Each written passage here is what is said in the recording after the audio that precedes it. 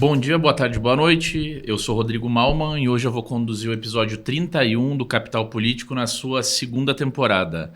Hoje estou aqui com o deputado federal Alceu Moreira, do Rio Grande do Sul, deputado em quarto mandato, ex-presidente da Frente Agropecuária, atual presidente da Frente do Biodiesel e da Fundação Ulisses Guimarães, o braço de pensamento político do MDB Nacional.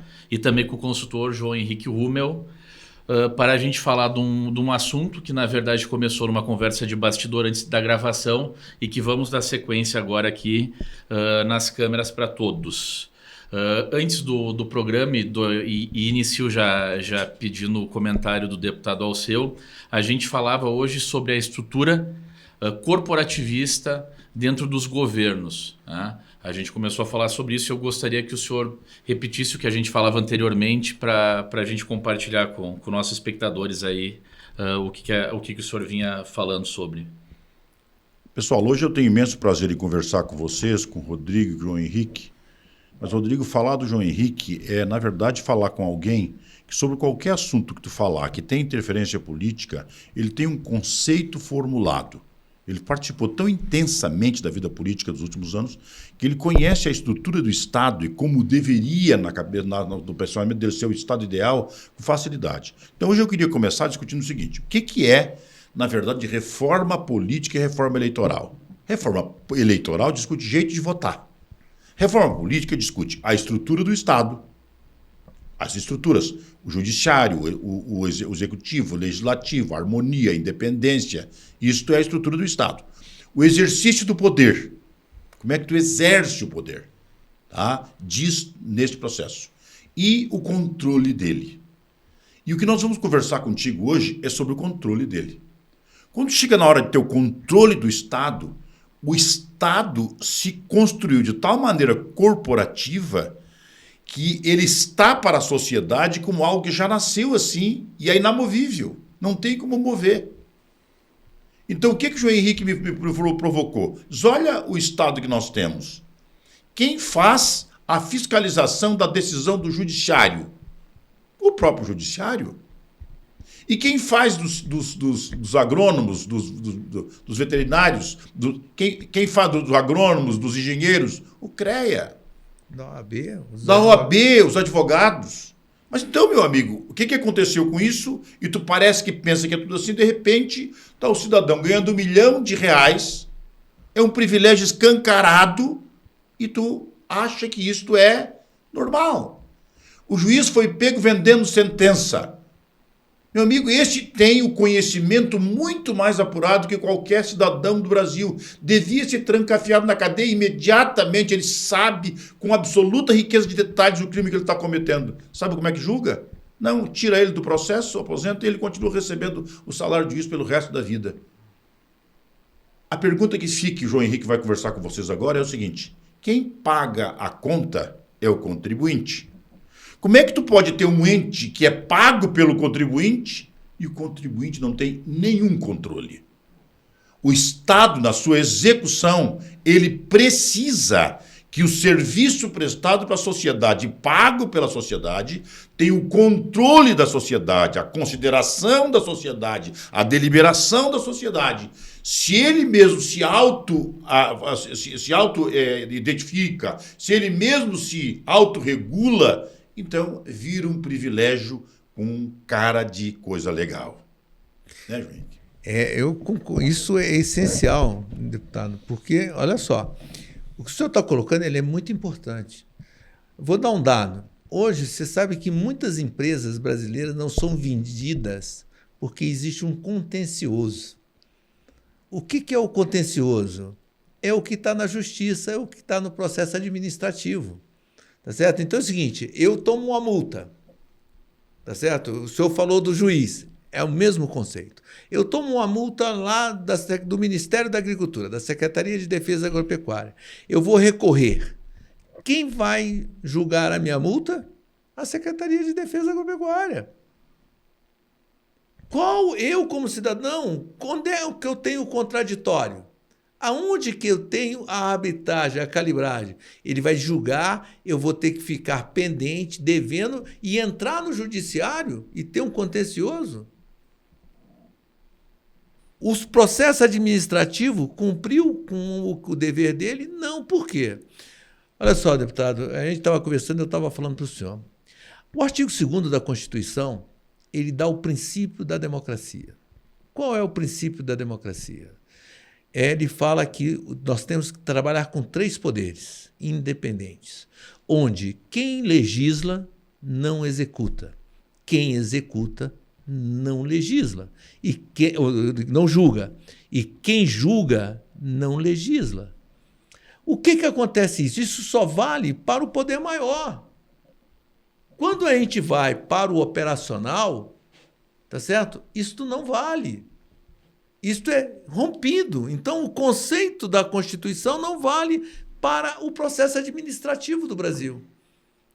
Olha só, o senhor falou da minha profissão, do agrônomo, mas qualquer profissão que tem um conselho, o conselho foi criado para proteger a sociedade do mal profissional. Mas quem regulamenta a profissão? O corporativismo da profissão. Quem fiscaliza a profissão? Os profissionais o corporativismo da profissão. Quem julga? Eles. Isso é correto? Para me defender, eles estão se protegendo. Se eu acho que ele está me protegendo, eu acho que não. Como cidadão, como contribuinte, não. Tem alguma coisa de errado, conceitualmente. Tá certo? Eu estou colocando isso para a profissão. Vou colocar para o senhor. Quem regulamenta as eleições? O TSE. Quem fiscaliza? O TSE. Quem julga? O TSE. Ué, que isso? É um grupo de pessoas que tem uma estabilidade, que são concursados e que está definido no interesse dele. E a gente está dando cheque branco para eles em relação que eles podem fazer tudo. Isto vale para todos os conceitos. O senhor colocou da justiça, a mesma coisa. Quem é que cria a regra para os juízes trabalhar? O Conselho Nacional de Justiça. É constituído por quem? Por juízes. Quem vai fiscalizar eles? Aonde está a corregedoria? Lá dentro. Quem julga? Eles. Então, isso está na estrutura de tudo. Olha só, Banco Central, a mesma coisa. Receita Federal, a mesma coisa. As agências, a mesma coisa. Isso é o Estado brasileiro. Quando é que a gente vai pensar no Brasil? Ou não no corporativismo disso? Então, pessoal, quando nós estamos falando em reforma política, quando nós estamos falando em reforma administrativa, nós temos que pensar nisto. A gente não basta fazer só o diagnóstico do problema, porque esse é um grande problema do Brasil. Quer dizer, nós, na verdade, aceitamos as coisas como se elas tivessem nascido assim. Ela vem quase com a receita pronta, e aí tem verdadeiros absurdos com cara de legalidade. E nós ficamos olhando. O que nós temos que perceber é o seguinte: quando nós formos colocar isso para a sociedade, esse assunto tem que vir para o debate e nós temos que encontrar uma estrutura do exercício do poder que proteja quem paga. Nós não estamos querendo um conselho de punição por punição. Nós queremos critérios claros, que a sociedade possa se manifestar no interesse mais próprio dela, que é o seguinte: eu pago alguém para prestar um bom serviço. Eu tenho que ter o direito de julgá-lo quando ele presta um mau serviço. Eu não posso delegar alguém que tem a possibilidade de se autoproteger. E o corporativismo, pessoal, é uma coisa natural do ser humano. Tu acaba tendo teu grupo profissional e tu te autoprotege. Este processo gera grandes prejuízos ao Brasil, gera grandes espaços que são absolutamente desnecessários no país, porque a pergunta de quem deveria decidir sobre os espaços ocupados não é feito para quem paga, é feito para quem quer o espaço, principalmente na burocracia nacional. Qualquer lugar deles se autoprotegem como nunca. Eles estão sempre atrás de um carimbo, eles estão sempre atrás do documento, eles estão atrás de uma portaria, eles estão atrás disso, do documento, de qualquer coisa que bota o país nesse emaranhado enorme, com um custo elevadíssimo, sem conseguir se modernizar e entregar o serviço que devia. Então, quando o João Henrique me falou hoje de manhã, parece coisa óbvia, tá? Mas a gente não percebe. Nós temos uma sociedade como se fosse uma fruta feita por gomos, né? Tem um gomo aqui, tem outro gomo ali, tem outro gomo ali, tem outro gomo ali. Cada um são independentes entre si, cada um delibera na sua função com seus conselhos e a sociedade paga a conta e assiste de fora os absurdos como se normal fosse. Deixa eu fazer uma provocação aqui para o João Henrique. O João Henrique tem um trabalho reconhecido à frente da frente de comércio e serviço e também da frente do empreendedorismo. Se na iniciativa privada eu não presto um serviço bom, eu perco o cliente, meu negócio fecha.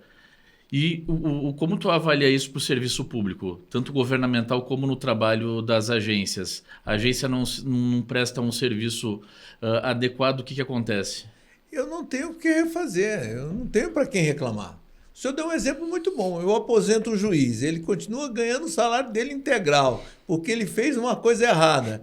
O que eu posso fazer disso? Reclamar? Para quem? Para quem?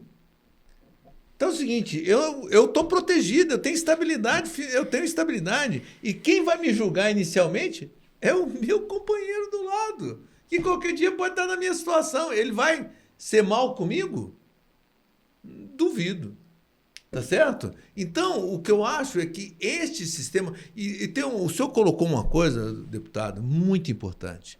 Olha só, quem regulamenta é quem fiscaliza. Ele vai querer cada dia se fortalecer. Ele quer ter cada dia mais o poder de arbitragem dele, de avaliação dele.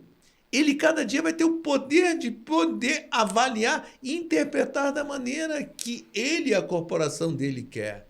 E não o que a sociedade quer. Só para você ter uma ideia, outro dia, deputado, eu estava assistindo uma entrevista na CBN quando eu estava falando sobre a lei trabalhista.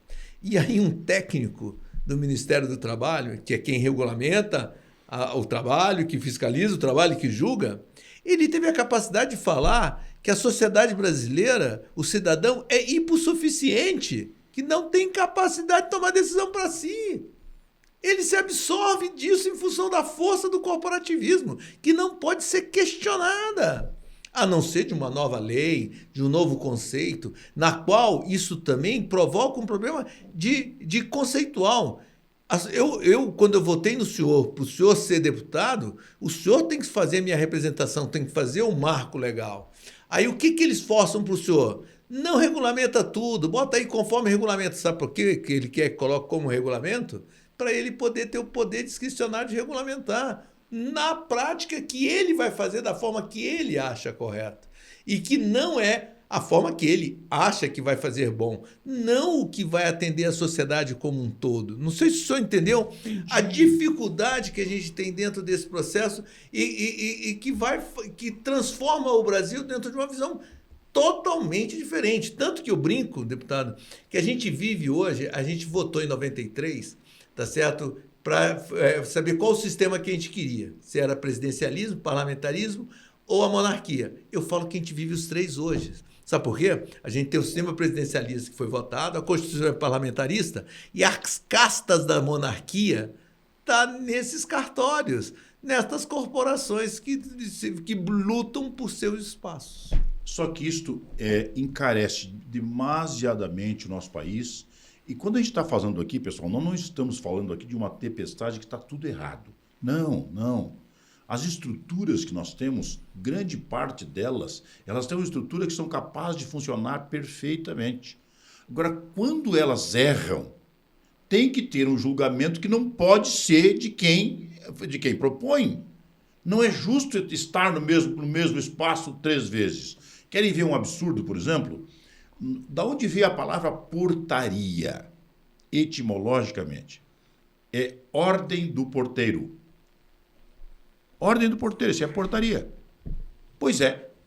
O grau de corporativismo é tão grande que ele vai se munindo de poder, de repente uma portaria vale mais que a lei que originou. Tá? E aí é o seguinte, dizem que nós queremos explorar petróleo na zona equatorial, e aí um órgão como o IBAMA, uma autarquia, diz que não. Não. E ficamos presos o tempo todo. Tem bilhões de reais de investimento porque alguém disse que não e não tem obrigação de dizer como fazer certo. ele está munido de uma autoridade que ele não dispõe. Este Estado não pode ser assim, tá? Porque isso comete grandes injustiças e pode ser vítima das crendices ideológicas, daqueles que têm autoridade de plantão. Então, quando me fala hoje de manhã desse tema, a gente fica impressionado com que nós temos coisas que nós temos que levar para o povo discutir. Nem eu, nem você, nem quem está nos vendo aí, nós não temos a pretensão de ter o Estado ideal na cabeça, mas é impossível que o parlamento não queira discutir essa questão. Nós temos que discutir esse Brasil de verdade. Nós passamos 2 eleições discutindo costumes e o Código Penal. O Brasil que anda, caminha, geme, chora, sorri, o Brasil que come, que estuda, que trabalha, esse Brasil não foi discutido, ninguém discutiu nada disso. E isto nós temos que trazer para o eixo fundamental da discussão do país que nós queremos. Se nós não fizermos isto, não, outras pessoas que sabem talvez muito mais profundamente que nós, não estarão no debate. Mas o desenho do país que nós temos hoje é de um país preso pelo corporativismo, com áreas de legalidade, cada um fazendo a sua parte, como se aquele pedaço do Brasil fosse só dele e os outros nasceram só para pagar a conta. Deputado, o senhor iniciou sua fala falando da diferença da reforma política e reforma eleitoral. E a reforma administrativa, que é tão iminente, por que ela não sai? Deixa eu te dizer o seguinte, tem algumas coisas que é importante falar para a sociedade, porque é o seguinte, teve um período, eu tenho 71 anos, e teve um período que eu entrava aqui nessa sala dos ministérios e tinha aquele barulho ensurdecedor das máquinas de datilografia.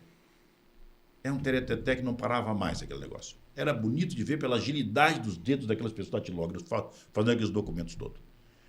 Imaginou botar todos os documentos datilografados? E os ministérios estavam cheios de luzes acesas, cheios de gente, mas era necessário datilografar tudo. Em 20 anos, tudo mudou. Hoje, se eu perguntar para um filho nosso onde é que se ele conheceu um facsímile, ele disse, que coisa é essa? Eu não tenho a mínima noção do diabo de facsímile. Para nós era uma coisa maravilhosa. Tá? Pois é, agora com o dedo mingo no canto de uma tela, tu resolve o que aquela pessoa tinha que datilografar 60, 90 dias. Mas se tu resolve tudo com essa agilidade, por causa de toda a inteligência artificial, toda a tecnologia disponível, toda a inovação disponível, aquela sala tinha que estar vazia, com a luz apagada. Mas ela continua cheia e com mais gente.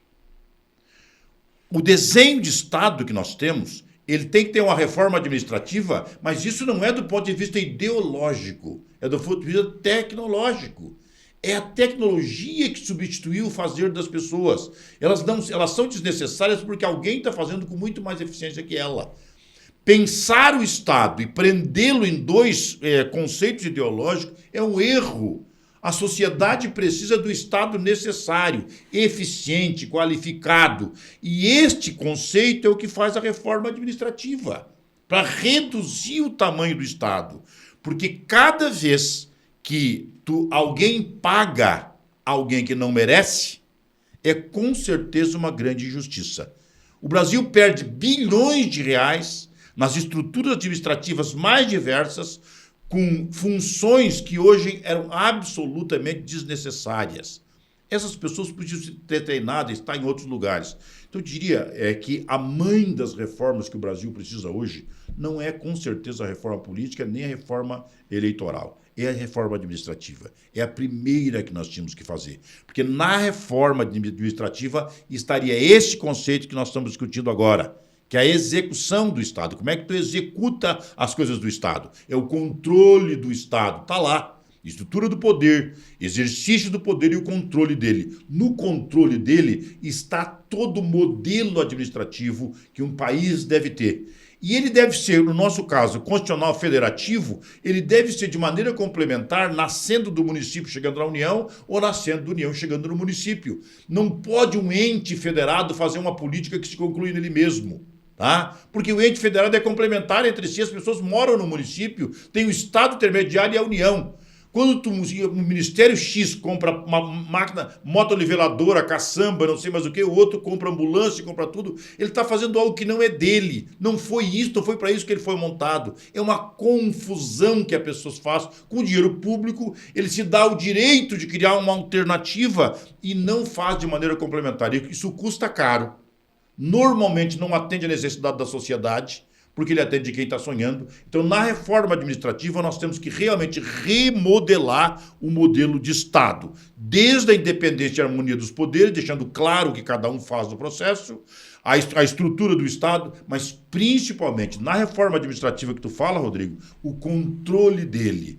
Como é que nós vamos trabalhar o controle dele? Inclusive a questão do parlamento que eu mereço, que eu pertenço, que se dá o direito de aumentar o número de deputados sem consultar ninguém.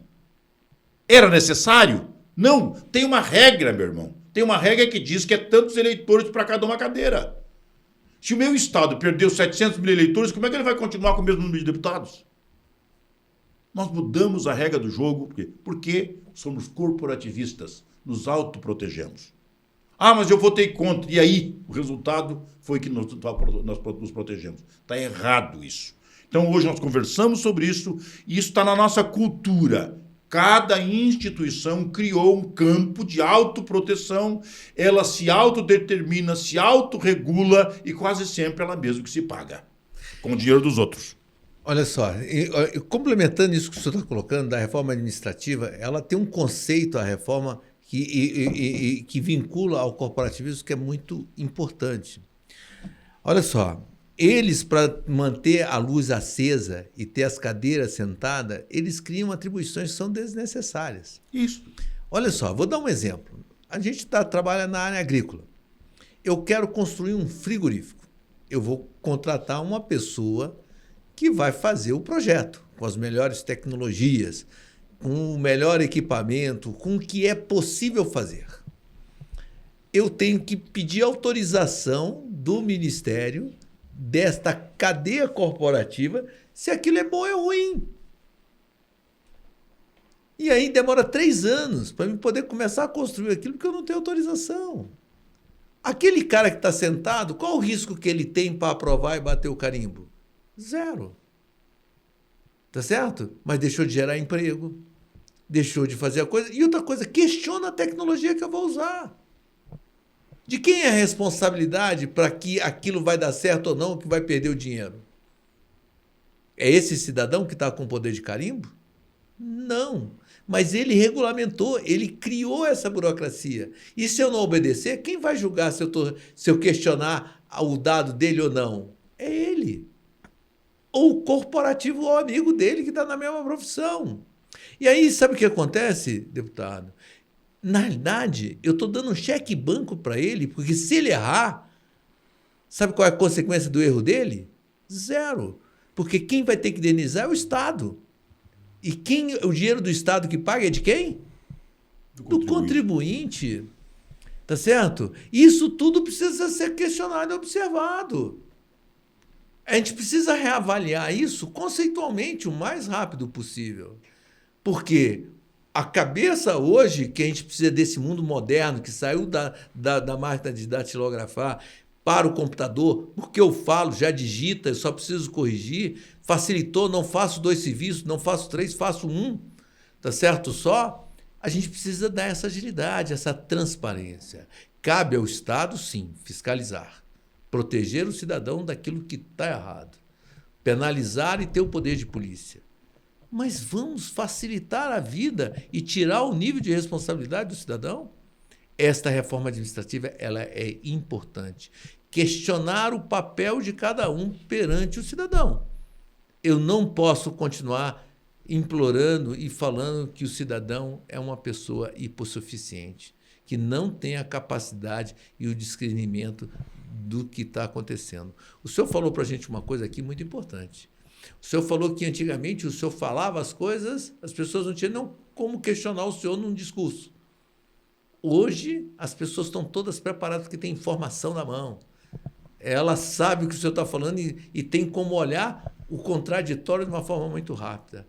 Isto precisa entrar dentro da reforma administrativa e dar responsabilidade para quem tem que ter responsabilidade. Então, Rodrigo, o que ele está dizendo para nós é o seguinte: como as pessoas têm muita informação e o Estado que ela paga continua entregando muito menos do que ela sabe que poderia receber, nós temos o desprezo, a indignação, a indiferença das pessoas. A gente não pode conviver com isso, porque isso não é digno. As pessoas não sabem. Por exemplo, alguém assaltou um cidadão na aposentadoria dele. Ele estava no Cabo do Enxada, numa lavoura na seca do Nordeste. Ele nem telefone celular tem. Alguém assaltou ele. Alguém desse já foi preso? Não aconteceu nada. É uma discussão interminável. Agora o Estado vai devolver o dinheiro dele. O cidadão. Amigo, o cidadão. Nós é que vamos pagar essa conta porque alguém roubou de um aposentado. Meu amigo, isso era uma coisa que, do ponto de vista da estrutura do Estado, tinha que estar absolutamente claro. Isso é um crime. Imediatamente puna-se os criminosos. Eles são escancarados, são com nome, sobrenome, CPF, instituição, todo mundo sabe qual é o sindicato, qual é a federação, sabe tudo, mas tem um nível de protecionismo. O que nos apavora é que isto passa alguns dias da discussão e cai como se fosse uma normalidade. As pessoas contam com o tempo para fazer isto, né? Hoje, a coisa é tão grave, por exemplo, que o juiz do Supremo é capaz de fazer o julgamento de alguém que confessou o crime, que foi julgado e condenado, transitado, julgado a condenação em 3 instâncias, inclusive em grau superior. Tudo aconteceu, todo mundo sabe. Tem a voz dele dizendo, eu entreguei isso para fulano de tal, ou coisa parecida. Aí o juiz da Suprema Corte anula o processo. Anula. E eu, que sou cidadão, que estou indignado com isso, reclamo para quem? Para quem é que eu vou reclamar que isso não podia ter acontecido assim? Eu posso criticar, eu sou deputado. Mas vou fazer para quem? Então, quando eu estou no supermercado, as pessoas me encontram, elas dizem assim, mas e aí, deputado? Quando que vai acontecer isso, vai acontecer aquilo, coisa parecida, como se eu pudesse fazer. Tá? Então, cá para nós, se as coisas acontecem com esse grau de lesividade para a sociedade e nós não temos solução, é claro que a estrutura do Estado está equivocada, tem que ser repensada e reposta. Nós vamos eleger um novo presidente da República, vamos eleger novos governadores, e nós queremos que esse debate esteja no debate do próximo presidente da República para dizer para nós que vai fazer a reforma administrativa, que vai mudar a estrutura do Estado. Nós queremos fazer esse debate. Para que esse debate seja feito, podcast como esse tem que acontecer, para que esse assunto possa ir para o meio das pessoas fazer discussão. Ninguém que está nos ouvindo agora, nos vendo, tem o dever de concordar conosco. A discordância é absolutamente saudável, mas o bom é que este assunto, que é importantíssimo para todos nós, vá para o meio do debate, crie consciência e, na hora de eleger, seja exigência de perfil e compromisso. Eu só gostaria de fazer uma preocupação que eu vou acrescentar para o senhor, como parlamentar. Olha só, se a gente for analisar o momento que a gente está vivendo hoje dentro do Congresso, tá certo? Onde o presidente não tem base o presidente da República não tem base para aprovar a sua proposta. Se o senhor for olhar historicamente, nós estamos no momento hoje onde tem a menor quantidade de propostas apresentadas pelo Executivo dentro do Congresso Nacional. E cada dia mais o Congresso passa a apresentar projetos que viram leis. Dou o exemplo da própria reforma administrativa, não foi um projeto do Executivo, foi um projeto do Legislativo. Igual esse, tem muitos outros. O problema todo é que o Executivo, como Executivo, está perdendo esse protagonismo de propor políticas públicas. E está criando um vazio. O senhor é presidente de uma fundação, tem uma dificuldade gigantesca de fazer essa discussão. Tá certo? Se a sociedade não está participando e está tendo dificuldade, tem um grupo corporativista que está muito bem preparado para colocar os seus interesses e proteger isso. Temos que tomar um grande cuidado em relação a isso. É tão grave isso, Rodrigo, e é tão grave para nós isso, João Henrique, que é o seguinte, hoje nós sequer temos um projeto de país. Um partido ou deveria ser um laboratório de formulação de política pública. E a política pública é uma ferramenta de solução de vida. Se eu sou um partido, eu represento uma parte da sociedade. Eu não sou o todo, eu sou uma parte. E essa parte tem que dizer para a sociedade o que eu penso sobre educação, sobre saúde, sobre segurança, sobre relação internacional, sobre meio ambiente. Eu tenho que dizer para as pessoas o que eu penso, porque as pessoas têm que votar numa proposta. Porque senão o governante levanta de mau humor, muda do que ele pensa e o país tem que ser. Eu posso perguntar para vocês hoje, para qualquer um, vocês sabem mesmo o que o Lula vai fazer amanhã de manhã? O que ele está pensando do país? Não, não sabe. Sabe por quê? Porque não tem nenhum projeto. Nada. O Brasil não tem um projeto para poder discordar dele. Nós estamos lá lutando para fazer um projeto chamado Brasil, precisa pensar o Brasil, para ter um projeto eixo. Assim como tinha a Ponte para o Futuro, tu pode discordar, mas tem que ter um projeto. Quando a gente não vota em projeto, vota em pessoas, a gente acaba tendo essa distorção completa da estrutura do Estado, porque não tem nada escrito, nada comprometido, nada que a população elegeu. E como não tem parâmetro, as forças corporativas vão para dentro dos parlamentos, fazem gritaria, fazem tudo e dizem o seguinte, me dá essa vantagemzinha aí, porque isso é meia dúzia de trocado no orçamento. Só que tu dá essa vantagem e é definitiva. E é mais uma, e é mais outra, e é mais outra, e é mais outra, e de repente tu vê que o salário médio no poder, nos poderes públicos aqui é infinitamente maior que o cidadão que trabalha 8 horas por dia. O que paga o imposto não é capaz de ter o privilégio. Isso está errado e tem que voltar para a reforma administrativa. Não tem outro jeito. Se não dá para reformar o passado, estabelece uma régua, um corte, e diz, daqui para frente não será mais assim. Isso tem que estar na proposta dos próximos presidentes da República. Tomara a Deus que a gente consiga fazer propostas, que outros também façam, para a população poder eleger propostas além dos homens. Deixa eu fazer abrir um pouco o leque, tendo em vista que a gente está avançando no horário. Talvez poucas pessoas saibam, mas o João Henrique coordenou no início dos anos 2000 o embrião de uma ferramenta, que é o Sistema Eletrônico de Informações do Governo Federal. Foi um precursor nisso, né? Esteve à frente disso. Então eu tenho curiosidade, até abrir um pouco o leque aqui do nosso debate, de saber, em vez de reforma administrativa, de prestação de serviços pelo governo, pelas agências, eu queria ouvir de ti, eu sei que tu é uma pessoa que fala muito sobre os temas atuais e que se atualiza muito, lê muito sobre os avanços tecnológicos. Eu tenho uma curiosidade, queria ouvir de ti, onde a inteligência artificial se enquadra numa reforma administrativa? Olha só, a inteligência artificial é uma coisa muito interessante, porque tudo aquilo que é repetitivo, ela vai poder substituir o homem. Sobre uma coordenação. Quer dizer, eu tenho que ter, ela pode fazer o trabalho de 20, onde eu tenho uma pessoa que vai validar o que ela fez. Sem errar. Pode até ter erro, mas eu nem vou olhar nisso. Mas a qualidade, o parâmetro, eu vou saber. Porque o poder discricionário acabou. Porque o algoritmo, que é a inteligência artificial, é uma equação matemática. E a equação matemática, o resultado dela é aquele. Tá certo? Não adianta eu querer modificar esse processo para cá e para lá. Então é o seguinte, a reforma administrativa hoje,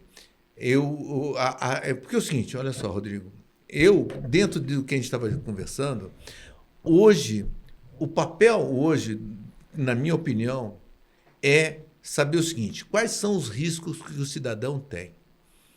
Tá certo? Eu falei do frigorífico aqui, eu vou falar da estrada, eu vou falar da questão da exploração de petróleo.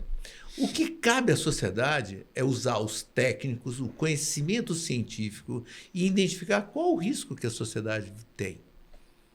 Aí definir isso claramente, porque quando eu for pedir, eu tenho que saber o que eu vou apresentar, qual o risco que eu vou mitigar. Vamos olhar a questão do exploramento de petróleo? Qual é a discussão lá? O cara falou assim, qual o risco que eu vou fazer? Não, eu vou fazer um risco sobre possibilidade de risco. O cara não sabe qual o risco. E aí eu também posso avaliar do jeito que eu quero. Isso tem risco ou não tem risco? Isso é mitigado ou não é mitigado? A missão de mitigação, olha só, aí tudo, se eu usar o princípio da precaução, nada vai fazer. Porque é o seguinte, olha só, carro mata? Mata. Então eu vou proibir o carro? Seria mais ou menos como secar o rio, porque o cara morreu afogado. Exatamente. Então, a questão hoje então, é o seguinte, a inteligência artificial ela é fundamental. E ela é fundamental, inclusive, para definir o que é o risco, o que é o que a sociedade precisa ser protegida e que o Estado precisa fiscalizar e arranjar metodologias. E tudo que for repetitivo, vai ficar muito mais fácil com a inteligência artificial sendo discutida praticamente para implementar esse processo. Rodrigo, só para te ter uma noção de como é que nós estamos discutindo essas questões todas, cada vez que tu tem uma ferramenta como a inteligência artificial, tu tem que utilizá-la, porque ela nunca vai prescindir do homem, nunca vai prescindir da inteligência humana. Então, tu vai ter que utilizar para te ser muito mais assertivo, mais qualificado, muito mais dinâmico, mais rápido. Aí eu te pergunto o seguinte, nós estamos lá, e nós somos do Rio Grande do Sul, e nós temos um rio chamado Rio Guaíba, um lago gigantesco. Aqui, e aí, ele está assoreado. Dá para andar com água por meia canela no meio do rio. Tu sabe que eles não permitem a dragagem. Mas o cara que nega o direito de dragar, ele não tem nenhum compromisso com as pessoas que morreram quando a cidade estava cheia, com os móveis que ela perdeu, com a vida que ela perdeu, com tudo que ela comprou a duras penas, ele não tem nenhum compromisso, porque ele só tem um carimbo de negar. Ele não tem a responsabilidade de dizer como se faz corretamente. Então é o seguinte, quem tem o direito de proibir, tem o dever de dizer como fazer. Senão fica uma autoridade inócua, né? Fica um mundo de gente cheio de carimbo na mão para dizer que não pode, não pode, não pode. É o caso da Ferrogrão. É o caso de Roraima. Nós não podemos ter luz elétrica na Roraima porque tem uma da terra indígena e não pode passar linha. Tem uma série de conceitos invisíveis que se criaram no meio de nós que são um empecilho gigantesco para a evolução, que tira a dignidade de milhares de pessoas, que tira o conforto de milhares de pessoas, que tira o desenvolvimento de diversas pessoas, e tu vai ver, é um preconceito ideológico no meio de uma corporação absolutamente construída ao longo do tempo e que ela se autoprotege. Ela é a dona do carimbo, ela tem toda a força para dizer que não e não tem nenhuma responsabilidade para dizer como fazer corretamente. Para fazer uma rodada aqui final, eu gostaria de abrir o leque um pouco mais, mas aproveitar o momento e as duas presenças ilustres e começar pelo deputado Alceu Moreira, perguntar qual é a visão dele sobre essa questão de soberania nacional num período em que o Brasil está sendo taxado pelo governo dos Estados Unidos e a gente sabe que o senhor teve à frente nos últimos dias de negociações junto à Frente Parlamentar da Agropecuária que o senhor já presidiu e junto aos governos do Estado e governo federal. Também gostaria de aproveitar o momento e a iminência e o calor do tema também para, na sua fala final, perguntar o que o senhor tem visto, qual é o seu termômetro sobre isso. Olha, isso na verdade, Rodrigo, nasceu lá esse sentimento que nós temos agora, não é de agora, mas o nosso pelo menos nasceu na pandemia. Nós achávamos que a globalização era meio como vento e chuva. Era assim. É assim mesmo. Então, os americanos têm uma planta industrial com um nome, que tem um nome industrial gigantesco, ele bota o pessoal asiático para fabricar para ele e fica faturando milhões e milhões e milhões de reais. Veio a pandemia e o que foi descoberto? Que esses países estavam nus, estavam vulneráveis. Na hora de precisar, não tinham. O que aconteceu no mundo inteiro? Todo mundo quis buscar a cura das vulnerabilidades. Todo país quer se transformar no mais independente possível. O país que não faz isso, que não percebe isso, está errado no processo. Só que essa independência, quando tu trabalha a independência, tu mexe com o tabuleiro da geopolítica internacional. Tu vai gerar com todo mundo. Quer dizer, tu vai tirar de lugar de uma coisa, botar na outra, uma coisa parecida. Então é o seguinte, o conceito de soberania, né, que é a defesa da autonomia da sociedade sobre um território, ela tem que ser mantida a qualquer preço. O problema é que nós não somos ilha e nós viemos interligados. Então, quando tu vai fazer, por exemplo, nós estávamos no governo anterior, do governo Bolsonaro, e tinha uma crítica feroz com relação ao sistema político da China. O que nós da Frente Parlamentar dissemos? Calem a boca. Nós não temos condição de modificar a China, o modelo deles. Nós não temos força para isso. Tudo que nós conseguimos é atrapalhar o nosso pragmatismo na relação comercial. Vamos perder bilhões de reais de emprego, de produto, coisa e tal, sem modificar nada. Se tu tem condição de modificar no país do outro, tá tudo bem, te manifeste. Mas tu não tem condição de fazer isso para quê? Só para fazer um discurso bonito para os eleitores aqui? Agora está acontecendo a mesma coisa no Brasil. Alguém que não tem nenhuma possibilidade, na verdade, é o Micuingo, a Iquica, provocando um gorila, né? E ele diz que é o seguinte, não pode ser isso, não pode ser aquilo, não pode ser aquele outro. Ele se pronuncia, ele faz não sei o que, coisa e tal, com bravatas. E aí, de repente, surge o que nós temos hoje, um tarifaço. E agora o que sobrou para nós? Descontaminar o máximo possível esse ambiente contaminado com a questão política, ideológica, absolutamente descompromissada, descolada da realidade, uma moeda dos BRICS que ninguém sabe o que é. Agora eu vejo, por exemplo, a Índia desembarca dos BRICS, a Rússia vai embora dos BRICS, todo mundo está saindo fora desse processo e vai ficar alguém segurando a vela. Esse discurso não precisava ter, não era desnecessário, mas alguém que não avaliou a relação internacional. Então é o seguinte, nós temos autonomia como território e povo, mas nós temos uma relação internacional que precisa ser pensada com responsabilidade, com inteligência estratégica. E nesse momento, Rodrigo, sobrou para nós a capacidade de descontaminar o máximo possível a questão política e pragmaticamente discutir com os Estados Unidos a questão do tarifaço. Isso não quer dizer que eu gosto do Trump, que eu não gosto do Trump, que eu sou a favor disso, sou a favor daquilo, nada feito. Eu tenho que garantir que o nosso país tem o menor dano possível nesta relação. Isso tem que ser construído. Todos nós estamos trabalhando isso. Ali na frente parlamentar, no IPA, que na verdade foi o João Henrique que criou, que é o Instituto Pensar Agro, nós temos 59 instituições. Grande parte delas tem relação com a sociedade americana.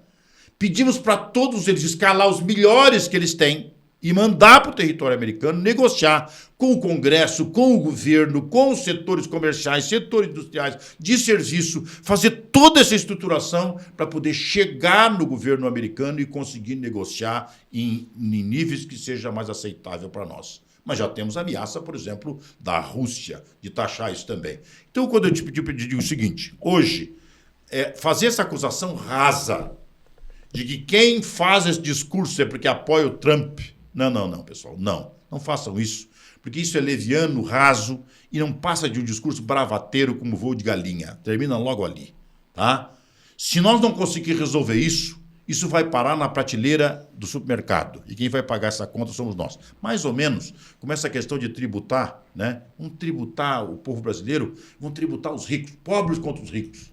Amigo, o rico é o dono do supermercado, é o dono do serviço, é o dono da indústria. Tu tributa o rico, ele põe esse tributo no produto que ele produz.